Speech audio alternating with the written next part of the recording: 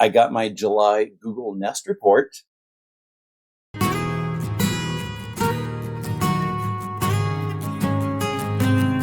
And I laughed so hard at my usage decrease. Hi, and welcome to Quilt Meets World, where we have adventures in peace and joy. I'm Russ. Come on into my sewing room. So it's been a busy week with work. I did exercise the work from home policy to avoid having anybody else in the office potentially get the bug. It's been long enough that, it shouldn't be contagious or anything, but if somebody's in the office coughing around, I don't want them to give me, the glares. And if I do happen to be contagious with it, I don't want to get anybody sick. My boss is pretty grateful that I am exercising this because in a week from now, she is going on a trip and I really wouldn't want her to miss any of it from getting sick. Honestly, though, I have missed being in the office. I don't know why, so it's kind of strange, eh? For a Percy update, he had been pretty lethargic this week, not wanting to do anything, whining when I pick him up. So I brought him to the vet because I just wanted to make sure everything was okay. Trying to get him to eat was a little difficult, even if wet food. Picking him up, he would whine and stuff. So told the vet everything, the vet tech, and then obviously the doctor herself. Checking in was kind of amusing because once they realized who I was in relation to Jesse, it broke their heart, the whole situation. But got Percy checked out. Basically, they couldn't find anything immediately wrong because it's hard if you're talking to a cat. Cat doesn't always answer. They gave him some fluids. They gave him a B12 shot to give him some energy. They gave him some meds for his hyperthyroid, which he was diagnosed with at his physical a couple weeks ago. We just never had a chance to get to the office to get him started on meds, and we were hoping that we might have some radio cat information. More on that in a second. And they also gave him some meds to put on the inside of his ear to stimulate hunger. The whole weird thing about absorbing through the skin to make that cat hungry, kind of weird, but let me tell you, it worked. He was a little bit more vocal yesterday about wanting to eat. This morning he was vocal as well. So in the mornings and in the evenings, he is getting his wet food because I'm able to put his Cosequin treats in there because I think he's starting to get a little bit of arthritis, so that's supposed to help with that. But he doesn't like eating those alone. And wet food is better for cats because it's to help with hydration a little bit. It's only a little bit. I'm trying to get him to drink more and everything, but we're working on that slowly. I got a call yesterday that his blood work came back okay. So there's nothing systemic going on. They did an EKG because while listening to his heart, they said that there was some arrhythmia going on. They want to get that checked out. So the EKG results should be coming back on Monday, so tomorrow, to see if there's anything going on. I know there's at least a broken heart going on. I just want to make sure that there's nothing more severe than that happening with him. Friday, I was also in contact with Radio Cat about Percy's hyperthyroid. The two treatments for hyperthyroid is a pill daily, twice daily, which if you've ever tried to give a cat a pill, that's a little ridiculous. The other option is some radioactive iodine shot that they give him. And that's a 100% cure rate. It just makes him, as I mentioned, just radioactive for a little bit. So I'm thinking maybe some cat superpowers. I don't know. But there was an option for either a September or October date. There was other people who were ahead of me for the September date. And they did take the September dates. So Percy is in the October date to get his system taken care of. Hopefully that goes pretty smoothly. For a Jesse update, when I was getting checked in and they were looking to see if Jesse had come back, he hadn't. The office was thinking maybe Monday or Tuesday he would come back.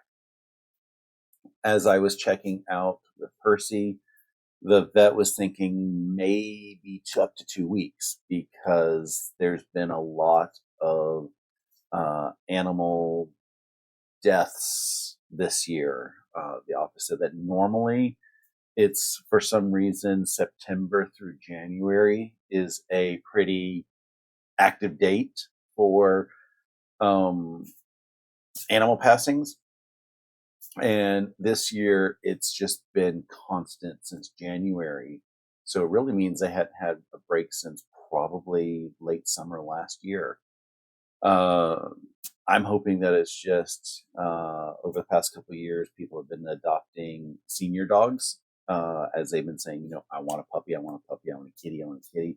But they've been adopting seniors instead of the little puppies. And hopefully these are just animals that would have had no luck a couple years ago, and they've just had another 2 or 3 years in their life just to have that happiness with them.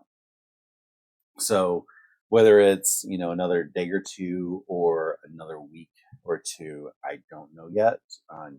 They're going to call me when he's back. Until I know the size of his container, I can't cut up his pillow to figure out the size of the little pillow that I'm going to convert it into so he has a place to rest on. On Friday, though, I had an awesome Zoom call with Lee of Sweet Tea Girls Patterns. That is the folks who put out this template and the Multiverse pattern that I am planning on doing soon. This pattern right here. I had a couple comments recently asking if I was going to do a demo of the template and how it goes through and everything. And my initial reaction was I didn't want to do anything without the pattern designer and the template designer's approval. Since they're the same person, it's pretty easy. So I shot over an email saying, hey, would it be okay for me to show how this template works in like a one-off video? And she responded back the next day and said that not only would she be happy if I demonstrated the template, but she wanted to make sure that I was an expert on it as I showed it. So before I went on with her, I grabbed some sample fabric that I had laying around, which, let me tell you, I had some really, really inexpensive Walmart fabric, and the way they put it on the bolt is completely ridiculous. When I start to pull off more from another bolt, I will show y'all how ridiculous this is. But I cut up the fabric and attempted the ruler just based on my knowledge of how a drunkard's path goes together, and I got a pretty good result. So this came together very easy, just like the pattern says. And as I was on the call with Lee, she starts asking me, did I do this? Did I do this? And there was a couple things that I said, no, I saw it was in the pattern, but it's not how I learned the drunkard's path. So I didn't want to do it that way. I want to first try it the way that I knew to see if it would go together that way, because I know, again, a lot of my viewers probably know how to do a drunkard's path. So their first instinct might be, will it work if I do it this way instead of how the pattern works? And she started demoing a lot of the tips and tricks that she would like me to share. And when I saw one of the things that she asked, especially the thing that she asked if I had done, and I said no, And when she showed the thing that makes it so much easier, I said, I definitely will have to show that. Not going to be showing it now because I don't have anything to share with it. But the way that she was talking, she kind of wants me to do almost like a sew along for the entire project. So I'm going to take inspiration from some other content creators that I watch out there and just build one giant video of me starting the project from the beginning and going through each step of the pattern. I'm not going to give any measurements. I'm not obviously going to share the template page that is in there or the actual template.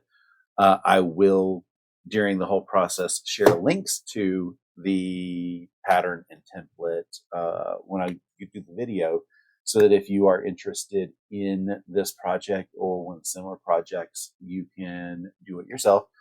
I would tell you that the template is so much easier than a drunkard's path. It's a different curve than what's in the drunkard's path. She did say that she had people say in her classes, can't I just use a giant drunkard's path template that they have? Because there's other companies out there that have the multi-size drunkard's paths that you can pick your size.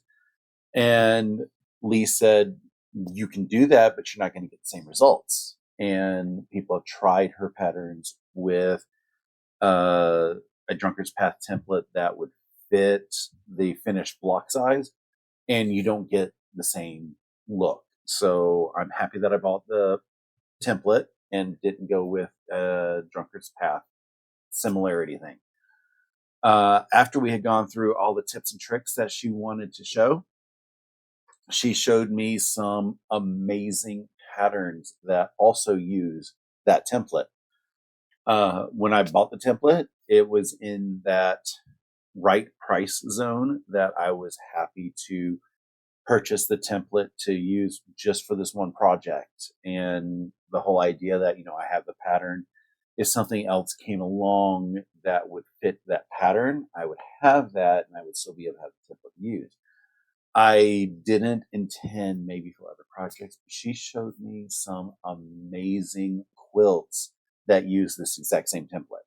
So when I'm done with the Multiverse pattern, I have a feeling that I am going to be going back to her website and spending several more dollars on more really cool patterns, just because I have the template. And if the template goes as easily as she demonstrated it in our Zoom call and what I already know can be done with the template without her tips and tricks, it's going to be a wonderful, fun set of patterns to pick up. Finally, because, it's been a lot of exciting week. Today, I hopped on Shannon of Sleigh Art's live stream that she had today.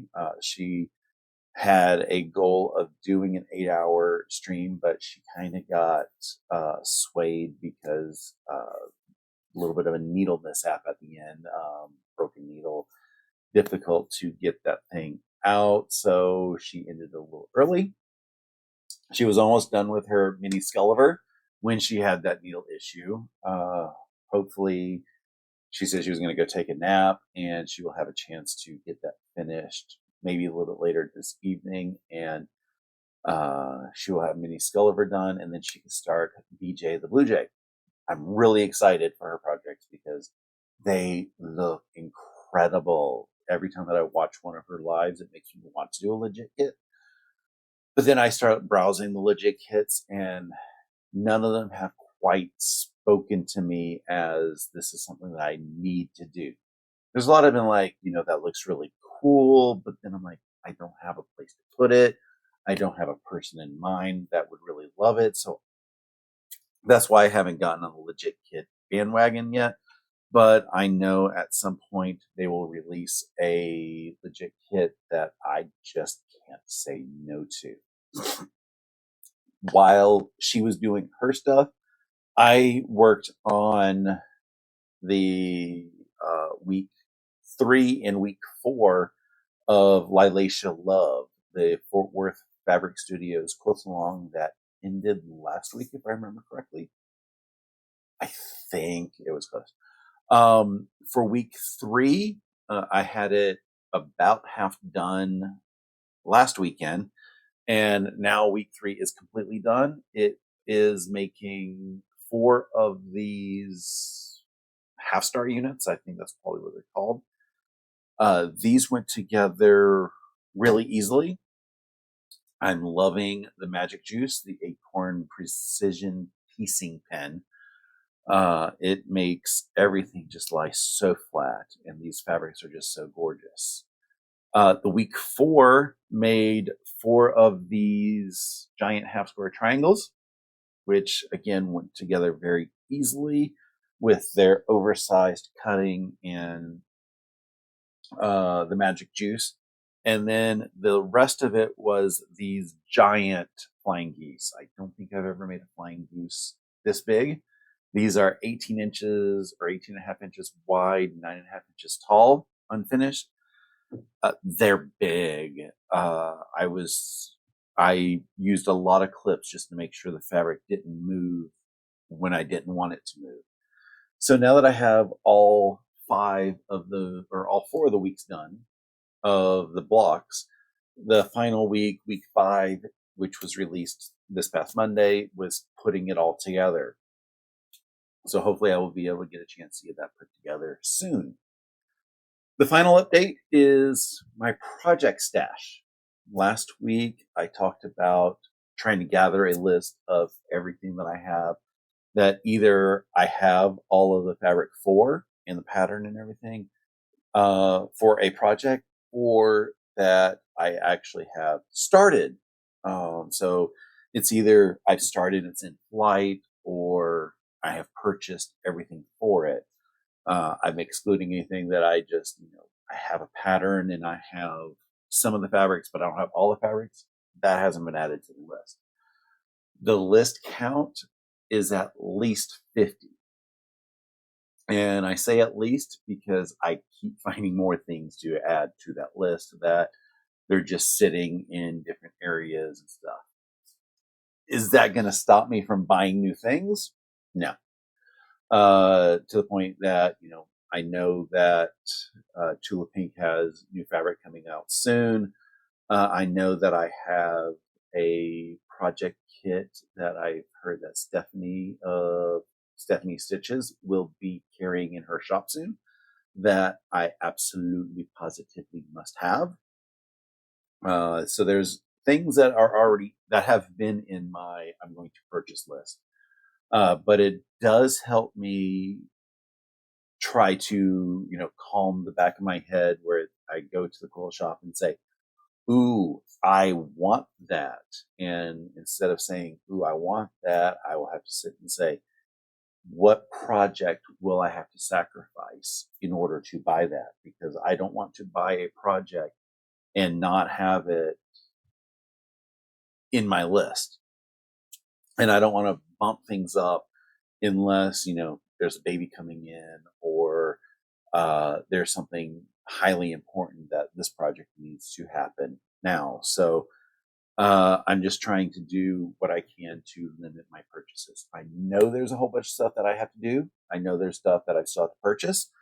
But at least this way I can't say I have nothing to work on. Now that I actually have done the count, I can't do that whole, you have cable and you have 700 channels and there's nothing to watch. I do have something to work on. It's just I have to convince myself to work on some of those. So over the next couple months, I want to start working on a plan to put those into a priority list. I know highest priority is the graduation quilts. And after that, I can't remember what the next higher priority is, but graduation quilts are what I really need to start focusing on, and I want to start getting a lot of those done. So that is my whole plan with putting that together, is to get the graduation quilts prioritized and then have I guess they'll be called palette cleansers in the process of okay, maybe I can do this quick project while I'm wanting to get a little bit of a break from graduation quilts.